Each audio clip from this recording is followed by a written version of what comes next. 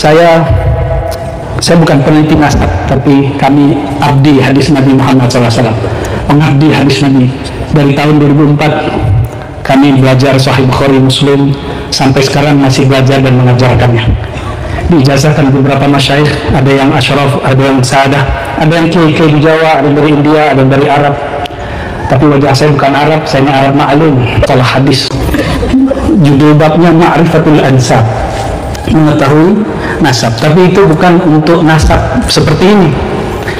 Namun ilmu ini pun bermanfaat, bisa dipraktekkan kepada mengetahui nasab para asyraf, para sadah. Ternyata perdebatannya hari ini di mana?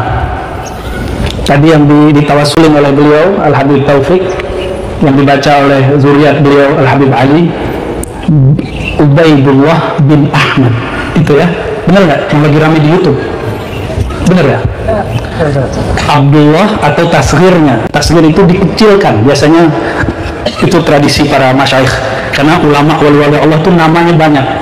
Ini salah satu seni punya nama, ada nama jasadnya Abdullah, tapi ketika dia mengenal Allah, dia menyebut dirinya Ubaidullah.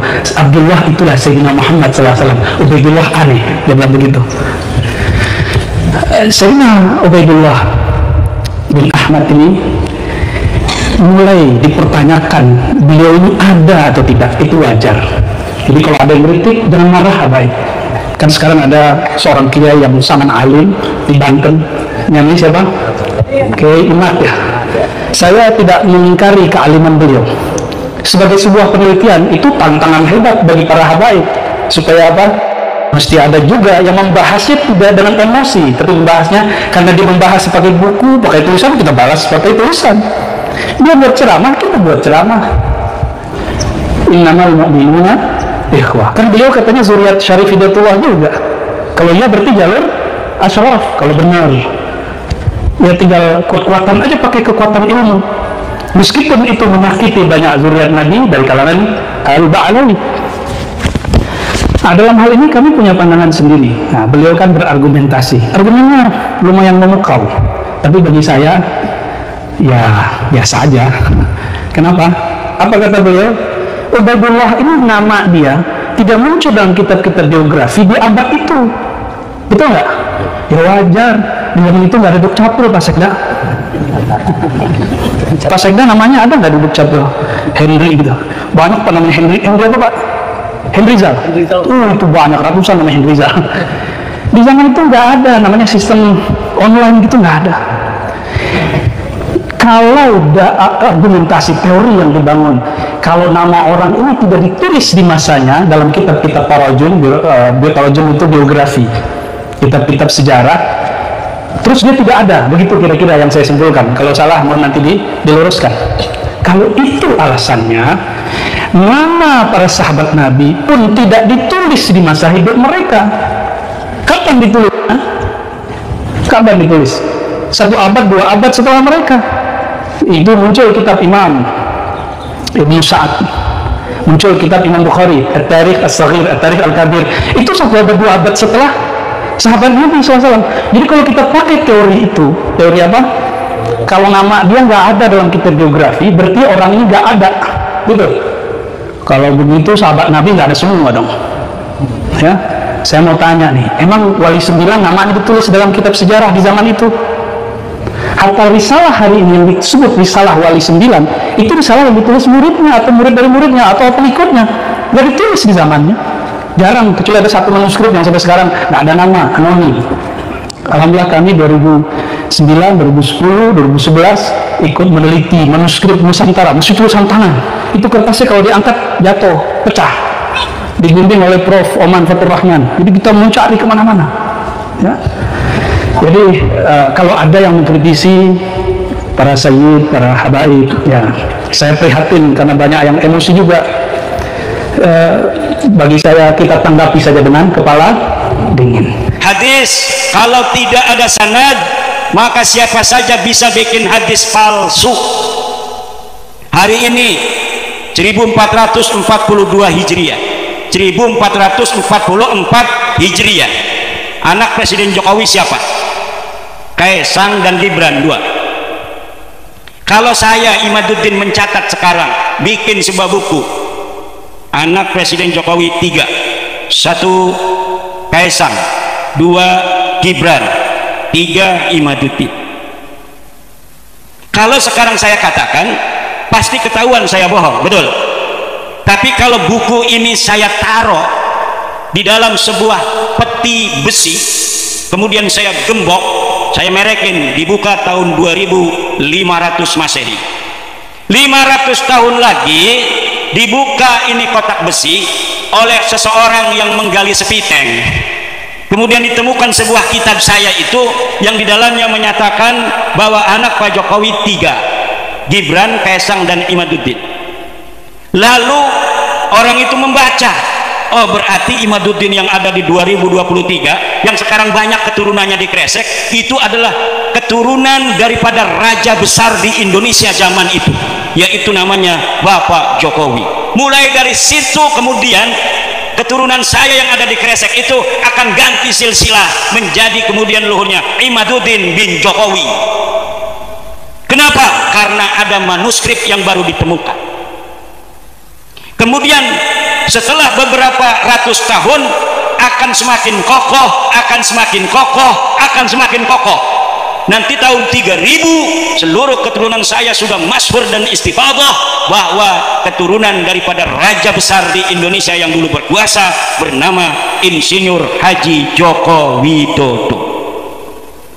Lalu tiba-tiba kedengeran nama orang Solo. Di sana katanya di daerah Tangerang, Banten ada keturunan Insinyur Joko Widodo raja besar tahun 2023. Keturunan Pak Kaisang dan Pak Gibran tidak terima. 500 tahun yang lalu sudah dicatat oleh Bapak Jokowi di dalam bukunya, dan ini ada manuskripnya berupa kartu keluarga dari Dukcapil bahwa anaknya Pak Jokowi cuma 2, yang laki-laki yaitu Gibran dan Kaisang. Kemudian ributlah ini tahun 3000 karena keturunan saya juga sudah masyhur di Tangerang sebagai keturunan daripada raja besar Indonesia Bapak Joko Widodo. Kenapa saya bilang itu raja besar? Karena siapa saja yang jadi presiden Indonesia hari ini lebih besar daripada Hayam Wuruk, saudara. Lebih besar kekuasaannya daripada Sunan Gunung Jati, lebih besar kekuasaannya daripada Raden Patah Demak, lebih besar kekuasaannya daripada Raden Wijaya, lebih besar kekuasaannya daripada Raja Aceh. Karena Indonesia ini adalah menjadi pemersatu seluruh kerajaan-kerajaan besar yang dulu ada di Nusantara, sekarang menjadi Indonesia. Jangan gegabah menjadi anak presiden Indonesia karena dia merupakan raja besar.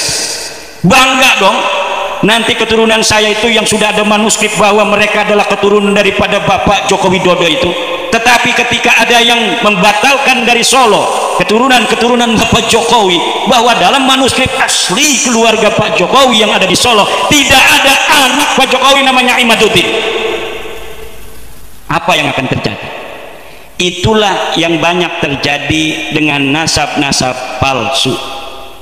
Dia bisa untuk syuhra dan istifadah, tetapi syuhra dan istifadahnya disebut dengan syuhratun hadisatun, kemasyhuran yang baru datang bukan di masa orang itu hidup. Sementara ketika didebatkan nanti oleh keturunan Pak Jokowi tahun 3000 itu, ini berdasarkan buku sejarah Indonesia yang dipelajari di sekolah dasar, bahwa Pak Jokowi punya anaknya 2. Ini dikarang tahun 2900, ini tahun 2700 ada, ini 2500 ada, ini 2400 ada, ini 2000 sekian ada. Lalu Anda tahun berapa? Ini tahun sekian, adanya di mana? Di Kresek. Lah, ini datanya data mayor, adanya di Solo. Berarti yang menang adalah data mayor. Ada data mayor, ada data minor. Data mayor itu adalah data yang ditulis oleh ulama yang ada di tempat itu. Data minor adalah data-data pembanding yang ditulis oleh orang-orang yang di luar itu. Ada data primer, yaitu data-data yang ditulis pada zaman di mana tokoh itu ada. Ada data sekunder, yaitu data yang ketika data primer itu tidak ditemukan, maka data sekunder yang ditulis setelah orang itu ada beberapa masa yang paling dekat, itu juga bisa dijadikan sebagai patokan. Inilah di dalam tradisi ilmiah baik di kampus maupun di pesantren sudah ada. Jangan disamakan dengan hadis. Hadis katanya di kodifikasi, di tadwin itu pada abad ketiga. Kata-kata Rasul ada di 1 Hijriah, tetapi dicetaknya, ditulisnya abad ketiga, 300 tahun setelah itu. Berarti katanya tidak bisa dong ini dikatakan hadis asli. Karena apa? Karena tidak ada kitab yang ditulis di zaman Nabi. Ini goblok cara berpikirnya. Hadis itu diriwayatkan oleh seorang guru kepada muridnya, dari seorang murid kepada muridnya lagi, dari seorang murid kepada muridnya lagi, dan ini bisa diverifikasi oleh kitab-kitab ruwat, oleh kitab Isobah fir Rijal, oleh kitab Al-Jarh wa Ta'dil. Namanya siapa? Misalnya Imam Syafi'i mendapatkan hadis daripada Imam Malik, Imam Malik mendapatkan hadis dari Imam Nafi', Imam Nafi' mendapatkan hadis daripada Ibnu Umar, Ibnu Umar mendapatkan hadis dari Rasulullah. Ditulislah kemudian di dalam Musnad Imam Syafi'i tentang suatu hadis yang dia dapatkan dari Imam Malik. Ini bisa diverifikasi, diteliti oleh para ahli hadis. Betul enggak Imam Syafi'i hidup sejaman dengan Imam Malik? Katanya dia mendapatkan hadis dari Imam Malik. Dari sisi ittisalus sanad diperiksa. Kalau satu masa hidupnya dilihat tanggal lahir Imam Syafi'i tahun berapa, kemudian Imam Malik tahun berapa, ada enggak kemungkinan mereka bertemu? Kalau dari sisi tahun lahir dan tahun kematian, ini bisa dikatakan mereka kemungkinan bertemu. Kemudian dilihat di mana Imam Syafi'i itu pernah tinggal, di mana Imam Malik itu pernah tinggal. Kalau dimungkinkan, oh rahila ila Makkah min Palestina, kemudian warahila ila Madinah min Makkah. Tahun berapa dia ada di Madinah? Oh tahun sekian. Imam Malik di Madinah wafat tahun berapa? Tahun sekian. Oh ini Imam Malik berarti masih hidup ketika Imam Syafi'i pindah dari Makkah menuju Madinah. Berarti dari sisi ittisalus sanad ada kemungkinan besar Imam Syafi'i bertemu dengan Imam Malik dan dia bisa menjadi murid daripada Imam Malik. Itu dari sisi ittisalus sanad. Kemudian dari sisi kualitas musnidnya ini, bagaimana para ulama menerangkan tentang kualitas siqahnya Imam Syafi'i, bagaimana menerangkan tentang kualitas siqahnya Imam Malik. Oh Imam Syafi'i ini adalah orang-orang yang siqah, orang yang adil, bisa dipercaya, tidak pernah dia berdusta. Dia punya guru Imam Malik juga dia siqah, dia tidak pernah berdusta, dia tidak muttaham bil kadzib. Maka berarti antara Imam Syafi'i menerima dari Imam Malik ini adalah sahih. Sahih min haisul isnad wa sahih min haisul ruwat. Kemudian dari Imam Malik, benar nggak Imam Malik ini pernah bertemu dengan Imam Nafi'? Diteliti di kitab-kitab yang lain, dalam kitab-kitab sirah, dalam kitab-kitab tarajim, dalam kitab-kitab rihalat, perpindahan-perpindahan, dalam kitab-kitab qabail. Ini diteliti satu persatu. Kemudian dikatakanlah oleh ulama ini hadis sahih.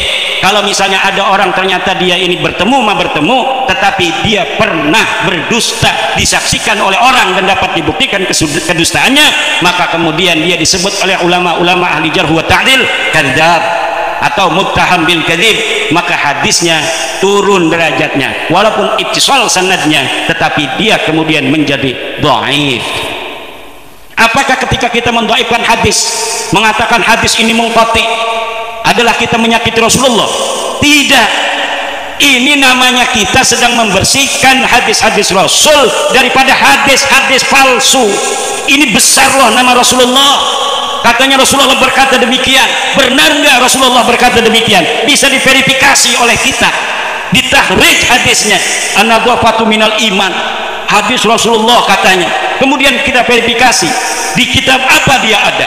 Setelah kita verifikasi di kitabnya, siapa ahli rawinya, dikatakan rawinya A, B, C, D, E, F sampai kepada Rasulullah. Kita teliti satu persatu.